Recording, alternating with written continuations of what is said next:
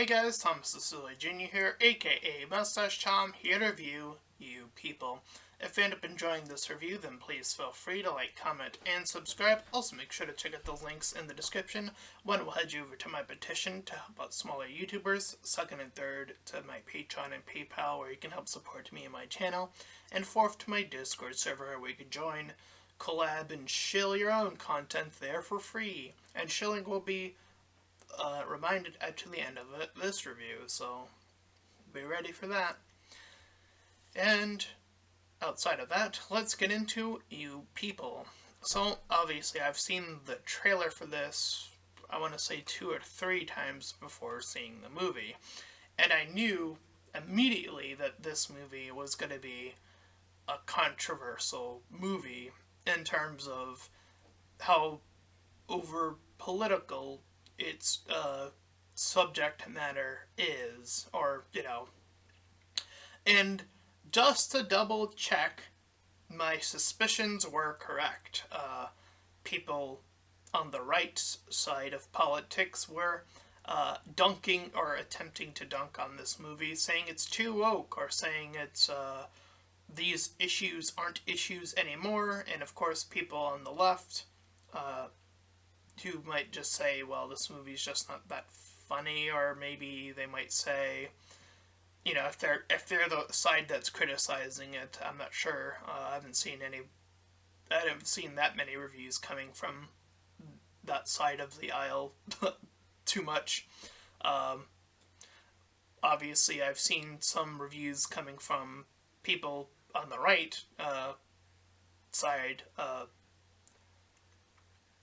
saying, it's too woke. So obviously, we're going to get into all of that. Just so it's clear, this is a romantic comedy where Jonah Hill's character Ezra, who is this white guy, ends up dating a black woman named, and I wrote her name somewhere in my notes, let me see down here, Amira. So Ezra and Amira, and this movie takes place in 2023, which I do think is a relevant thing to mention. And since they are a couple that is not of the same skin color, there is issues on that front. Obviously, historically speaking, the issues of being a biracial couple used to be very, very much so much more looked down upon, obviously. Just to brush up on the history, so you know that I'm not, just dunking on things to dunk on them. I want to make sure people know that I know what I'm talking about here. Is that biracial couples back in the day, even back then, were seen as bad, or seen as like they shouldn't be able to marry. Just like gay people weren't able to marry, and obviously we've kicked the can down of which group of people is the ones being marginalized, which group of people is the ones, who are the downtrodden, who are the disadvantaged, who is suffering the most. Obviously, if you look through history, you can see that, and they mention it in this movie, so I might as well bring it up now. Black people with slavery, and Ezra, his specific whiteness comes from being Jewish, so he mentions the Holocaust. So there's that too. But after the black group or community, after they're suffering through slavery, obviously that was fought over through the Civil War, and even after that there's still some stuff to figure out to allow people to go to the same schools and stuff like that. Then it slid over to women's rights around that same era or time frame, if my history is correct, I think. Um, don't quote me on that. I'm just thinking off the top of my head here. But obviously, women having the right to vote, and so on and so forth. And then after they got their rights, there was a whole gap. And then gay people were being the ones, and then it slid over. So gay people were the next targeted. It was okay to kill gay people in public, just like it was okay to kill black people in public at a time. This is just history for those don't know how brutal history is. That's what it. I think that's what it means to be woke. It's like, hey, our history is actually kind of fucked up. We should recognize that our history is actually kind of fucked up. I think that's the original meaning of the word woke. I think. Though how it's being used now, I have no clue what it means now. To be honest. Anyway, I think it's just a replacement for any type of diversity now. And at least that's what I click to when I hear people on the right use that word now, anyway. So, anyways, it's obviously there's kicking of the can of like which group is being the ones that are, as I mentioned, going through something that's bad. Obviously, gay people got the right to get married at a certain point. That was Obama, which is mentioned in this movie, because the opening podcast opens with talking about Obama. And then after that, obviously, we're still dealing with currently the trans issue, which is now the new marginalized group, or not rather new, but since there's like no other group, because they've actually always have been around. It's just that they're the ones that are in the center of the spotlight, which is always unfortunate when it's always a new group's turn to be like, well, you're the ones who's under the political umbrella today, or for the next few years to come until we can figure this stuff out and learn to treat people like people again. That would be nice. Anyways, history tangent aside, getting back to the movie. So Ezra and Mo, his co-ed podcast partner, talk about Obama for a bit and talk about Black Lives Matter. And I think there was even a little bit of criticism of Black Lives Matter in this movie. So I find it bizarre that people on the right criticize this movie even though it was willing to attack most groups. I mean, that seems to be a staple of classic comedy, is like it's not afraid to like criticize things in general. So I don't know. I shrug. I don't know. Anyway. So anyways, the mom argues with Ezra, and he has a sister, who their whole shtick is that they just constantly mock each other. Then we see him go on a pretty poor date that doesn't go that well.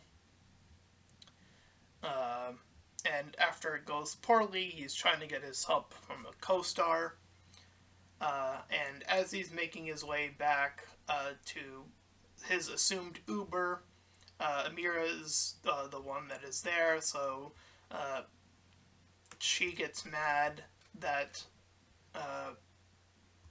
that he just assumed, and he's like freaking out because she's the one attacking. So it's obviously showing these two different very mindsets of a situation. And he even shows her like the driver, and then she even admits like, oh, this driver does look like me.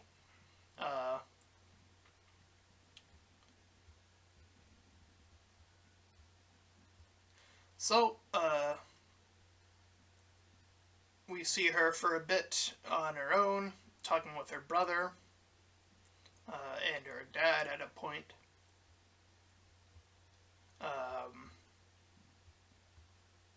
And we also see after the fact that he mentions his success in finding somebody uh, with the co-star Mo. So we cut to Emra and Ezra on their first date. And after their first successful date, we go into a montage to show that they're actually getting pretty close.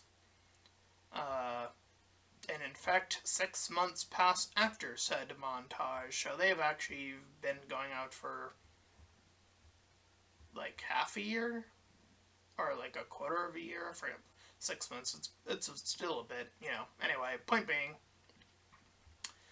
so they go back to his mom to have them meet, and they learn that she's a costume designer. That's referring to Amira there. And the mom's like, "Oh, my daughter, is a lesbian. That's why she's like kind of like being all comfortable around you. Sorry about that or whatever." So this is where I guess the political stuff bumps right back up. Now, I will say, in this movie's defense, is that I do find it very often in any of these movies where it's a generational movie, it's always going to be the parents who bring up the things that came before. And I think that's a really strong emergent that has been consistent throughout history. So, again, I don't think the criticism of just it's woke, therefore it's bad is good. Well, it's not good in general because it's stupid, but point being is that it doesn't actually really make sense here because there's also additional context is that it's also a generational issue in that, if you come from the generation before, there's a stronger chance you're gonna, as an adult, you're gonna be the one who's memorizing these things from the past and things that you've learned from your own parents. That's the thing about all of these phobias and fears and issues is that they get passed down to the next generation, and I think that's something that a lot of people are especially in the political sphere are very afraid to admit. Honestly, someone who's seen a great deal of podcasts and seen both people on the left and right, I haven't seen anyone just say like, hey, there's obviously these stigmas that come from previous generations that are just simply passed down, and we don't acknowledge that at times. So in this instance, the mom, for example, is bringing up police brutality. And again, I'm not going to say that that's not a thing to complain about. It is, obviously. I mean, to this day, there have been stories I've seen on the news that have been about that, even a bit while back. So, yeah, I can acknowledge that. I can also acknowledge that when I was a kid, I had some really fascinating encounters with the police myself, including getting lost and then getting a ride home. So I can sympathize with both sides to a degree, where it's like, well, that police officer was doing their job and making sure that I was, as a kid, okay. And then other times where a miscommunication happened on my end when I got jumped when I was a kid, and then I was the one who almost got arrested because I fought back in self-defense. But I was the one who almost got arrested, so again, and I do think that age obviously plays a role in that. Obviously, these are experiences when I'm talking about when I'm young. if I had been gotten in these situations when I was older, would they have would they have been more wouldn't it would they have gone to police brutality to handle that situation? When they actually arrive, let's say if the jumping was still happening, for example, obviously there's going to have to be some sort of splitting between what's happening there, and that might cause something to happen, right? There's so many different variables that can play into that, and sometimes it is like an individual or a group within the police station that is, that might very well be racist, and they might very well take advantage of their station as police officers. Um, so there's just so many different, little bits and bobs where I'm like, I'm not gonna peg this down to all. I'm not gonna do the whole all thing is bad. Um, it's very where I come from and the history that I've been established from is I like to take a thing that is like a broad group, like the police, and break down, like, you know, the parts that are good and the parts that are clearly bad, because obviously there is stuff to criticize there too. Anyway, so we see the dad start to play the piano pretty poorly. It's a bizarre scene, to say the least. Not particularly even funny either, so a bit unnecessary. I could criticize that, so see, I can do it too. Anyway, Ezra talks to her parents, so now we're flipping the script. Now he's meeting Eddie Murphy's character, the dad here on the left here side of the poster. And he mentions the movie Forrest Gump, and he says that he's going to ask Amira to marry him during their little lunch. And obviously, we have him kind of gaining a little bit of that suspicion of Ezra from the dad. Again, as the parent, as the protective parent, right?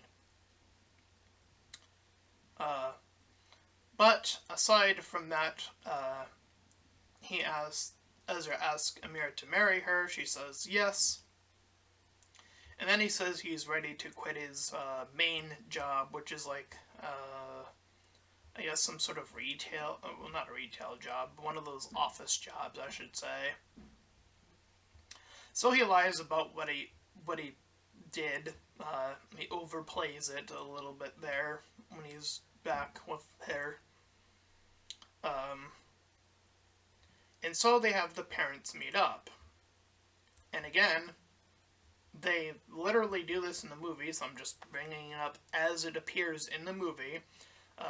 They compare the Holocaust to slavery, and obviously both of these things are bad.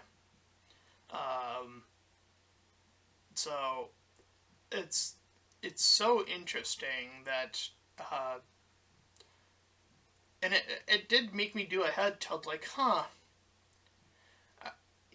it is so interesting that, like, when you think of, like, one a bad event that happened to a group of people, and then, like, let's start with slavery just as an example. Like, you look at that, and then, you, like, follow that line, and you're following how long it affected the U.S. even after the Civil War, and then, as soon as you think you can escape that, boom, they're hit with redlining, and then that's like when drugs were, like, purposely sold, illegal drugs were, like, purposely sold to black individuals, and then they were the ones being arrested, so, and then that infamous clip of, like, it coming to the news station, and then, I believe that's Nixon, the president at the time, had to, confront that very obvious wrongdoing,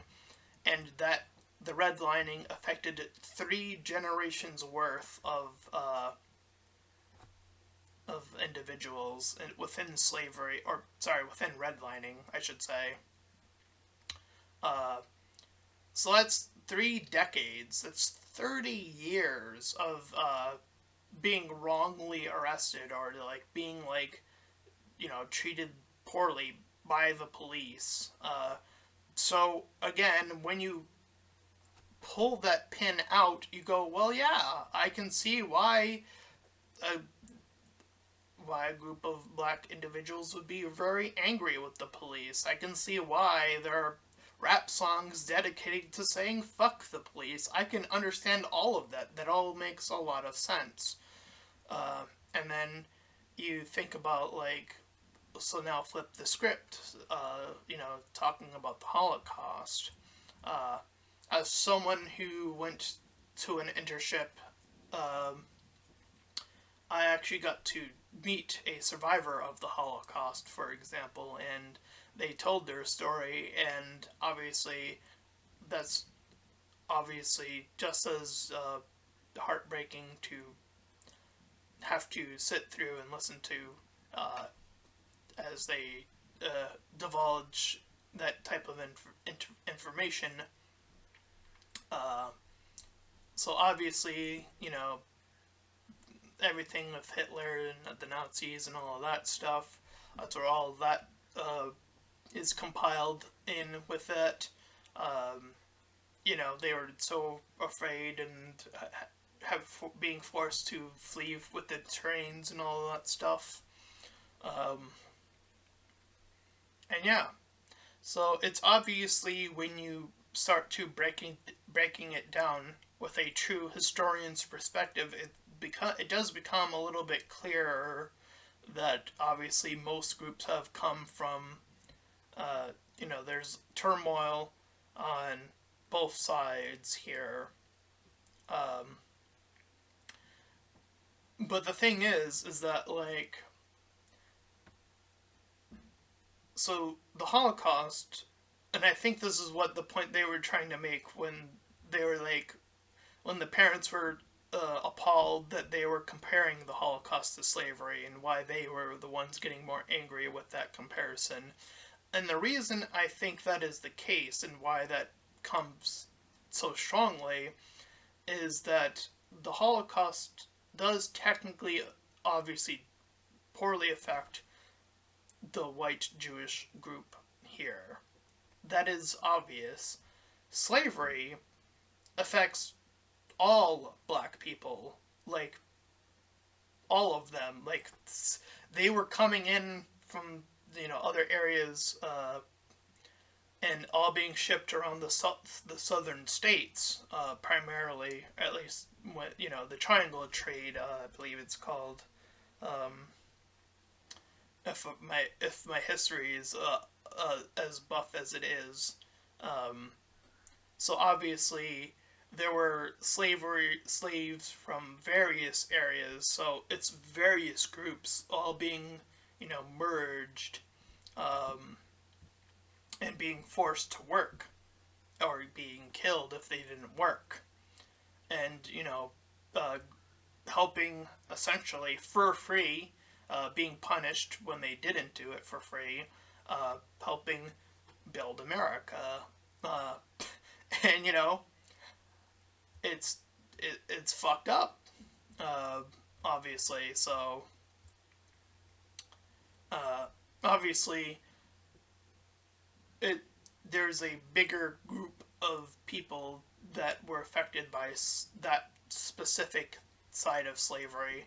And obviously, they even mention it, how there were, in terms of reversing it back to the white side, they were saying how, like, oh, well, you're talking about, like, white slavery, and obviously that's a reference to Egypt.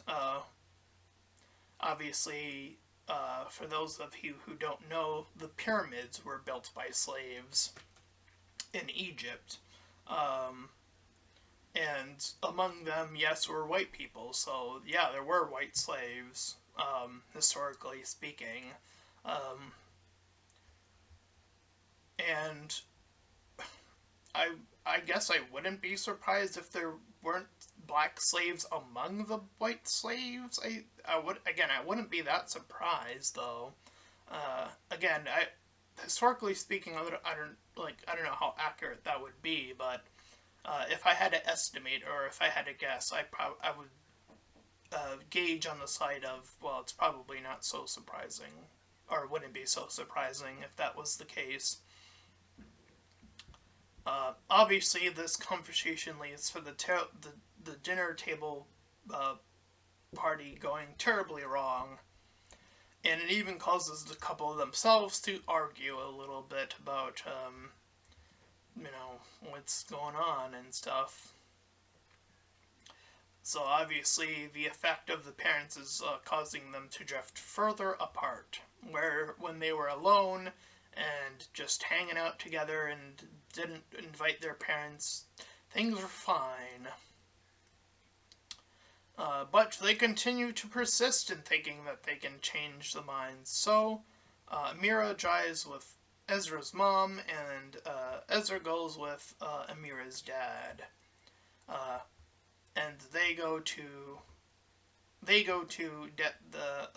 Amira's dad and Ezra go to the hair salon, and Amira and Ezra's mom go to a spa, and they make it a very clear distinction here is that we see in the poster here is that Ezra has in that red hoodie. They go into a barber shop that has everyone wearing primarily blue. That's an obvious reference to the blood in the crypts. Oh man. And speaking of my own personal history when I was a kid, remember that confrontation I told you about earlier? I was jumped into the bloods. I know, my life isn't all fun and cake either. As half Hispanic, half Italian guy over here, looking at these two other windows of like two different other groups, you know. Um, so yeah.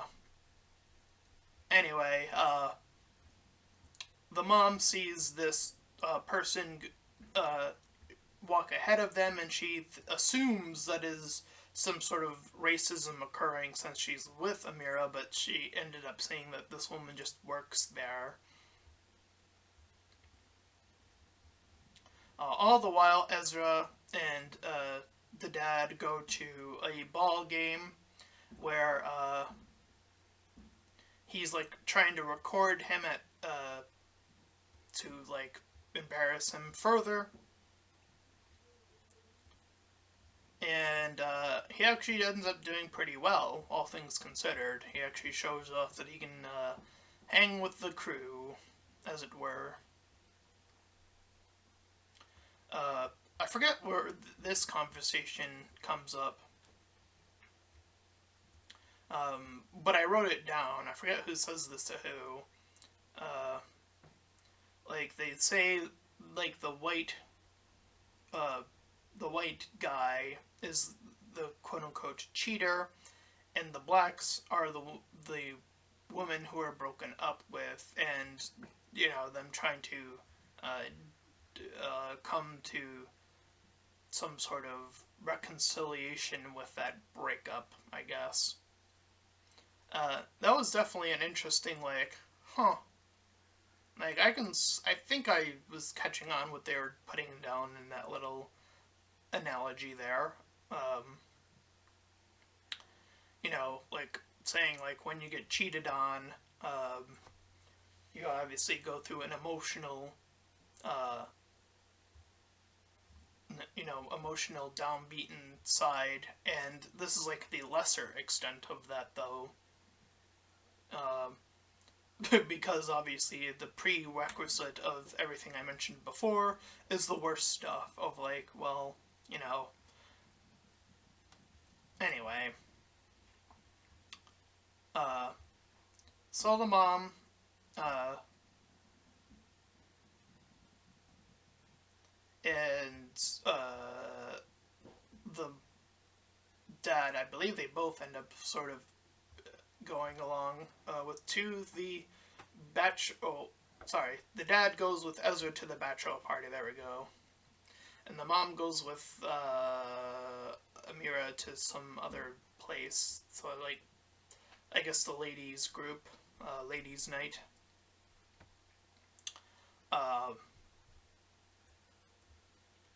And Ezra's friends expose him, quote unquote, for doing coke or cocaine.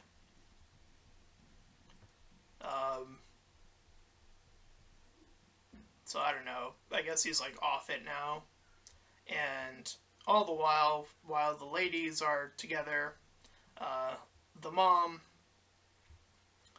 is looking at the word, and when she guesses the N word, or N letter, I should say, they autofill in the regrets of that letter culling. And they show that the word was like dancers or something like that. So we see after Arini is Amira.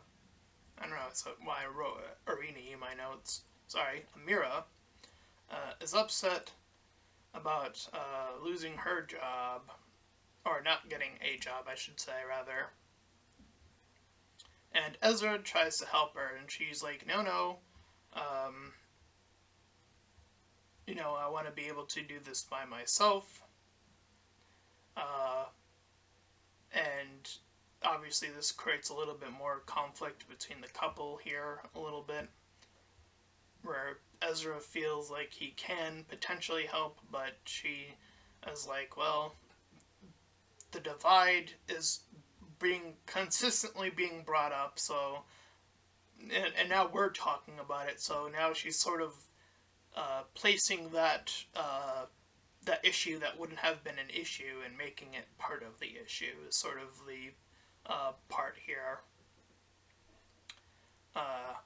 All the while, Ezra goes to the dad, and while they're on the ride, Ezra finally confronts and says, like, oh, sorry, I went ahead right here, whoops. Right here, I cut out, or went past the two groups while they're on the wedding, like, thing. We see the two big groups, families, as they're, like, wedding planning, and we see the conversations, or, like, the speech the speeches from the individuals.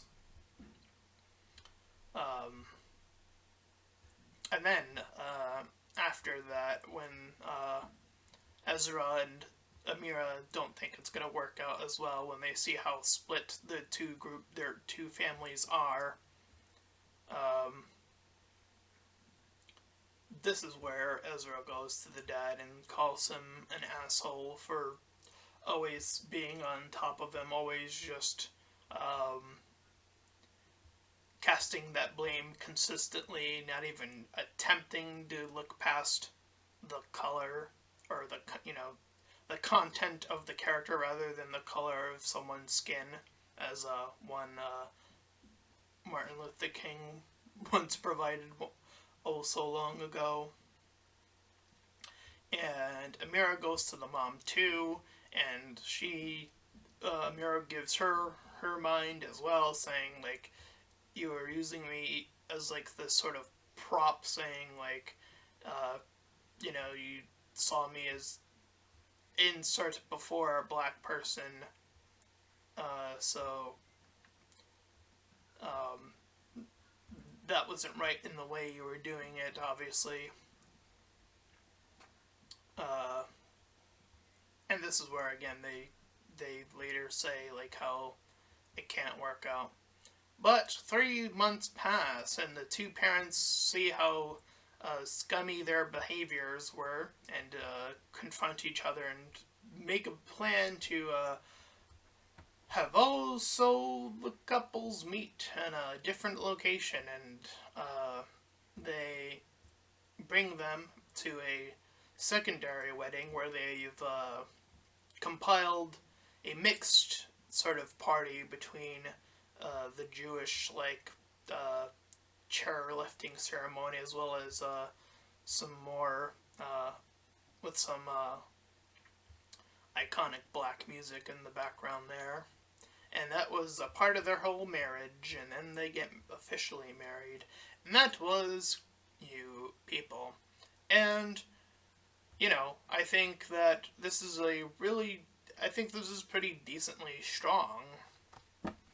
I think a good comedy is able to look at the political spectrum and hold up the mirror and be able to, point at it and laugh. I think that's sort of a big portion of what makes comedy even work. Among being able to make fun of yourself, being able to make fun of other people, and I do have that understanding of like some comedians being like, hey, the whole cancellation part of that was kind of bullshit on the left, and there is a distinction of like between, well, was that person even ever funny? Were they funny and maybe they did say something even controversial back then? I don't know. Who is who are the iconics in the world of comedy? There's some, again, I want to like break it down more than just saying, well, it's just the entire thing, and like the entire thing is just this thing or this thing. I'd rather like pick it apart and say, well, there's this, but then there's this to consider, though. And I think You People does actually a pretty solid job of confronting these very politically driven things, as well as history. I think that's equally important. I think that a lot of people who, or the people on the right who are complaining about this movie, are putting the politics ahead of, well, but this is also just bringing up history, though. Like, I think that gets lost in translation, and I think that reduces like the potential for the to confront these issues and being able to sort of laugh at them, because it is, I did find myself laughing a little bit here at this movie because of how ridiculous these two families are. So yeah, I think that this is a pretty decent movie. I probably actually would, in terms of a score, probably would give it a 6 out of 10, and I know that sounds surprising when I just said, well, it's good. I think that the laughs, I think they could have went a little bit harder, though, if I'm being a little bit honest here. I think that they held back a little bit, maybe, I don't know. And there are definitely some scenes, very few of them here, that are just a little bit out of place. Like I said, there was a whole piano bit, and I was like, well, that's just a non-thing. That's just like, it's not anything, I guess. But yeah, I think that it could have used a little bit of stronger material here. I do acknowledge that they did bring up a lot of really engaging points, though, again, and it's more historically speaking than politically speaking. As someone who really loves history, personally, being reminded of these things and have that reflected even in the current year, I think is actually really important, because I believe there was a very famous, I forget who it was, who originally did the whole, those who don't learn from history are doomed to repeat it. I forget who said that, who's responsible for that line, but I do think that there's a lot of merit to that, and I do think that that's, at least in the political sphere, something that is being challenged over just seeing a movie that's again, bringing these topics up, but again, more from a more historical framework rather than a political one. And I do find that that merge tends to happen rather seamlessly uh, uh, between those two things. Like, history brings out these heavy politics and where we are now because, I mean, again, as I mentioned even earlier, we've only kicked the can down a few times and now we're at trans issues. Um, so, yeah, obviously there are still issues and, like the whole, like, other issues that have, like, suddenly come back, like the whole abortion thing and all these other elements that have abruptly like come back into the framework of politics, which is so baffling that it did in the first place. It's like, well, I thought we were at a good place at that point in time where, like, women did have a choice in every state, and I guess we decided to go backwards for some reason in the states, which is, I find, in certain states, more red states than blue states. But again, that's up to those states, I guess. I don't know. Uh, so yeah, it's interesting to think about this stuff, and I do thank the movie for having the gall to go the distance that it did. And again, I do think that they could have pushed even more in certain directions. In terms of like more snappy comedic bits, because I do think like a lot of the comedic bits are like uh, again really laid out in these long-winded like historical scenes that are confronted from the parents to the younger generation here. Anyway, that's my review of You People. And if you ended up enjoying it, then please feel free to like, comment, and subscribe. Also, make sure to check out those links in the description. One will head you over to my petition, second, third to my Patreon and PayPal, and fourth to my Discord server. Any and all donations are greatly appreciated. And until next time, everyone, bye-bye.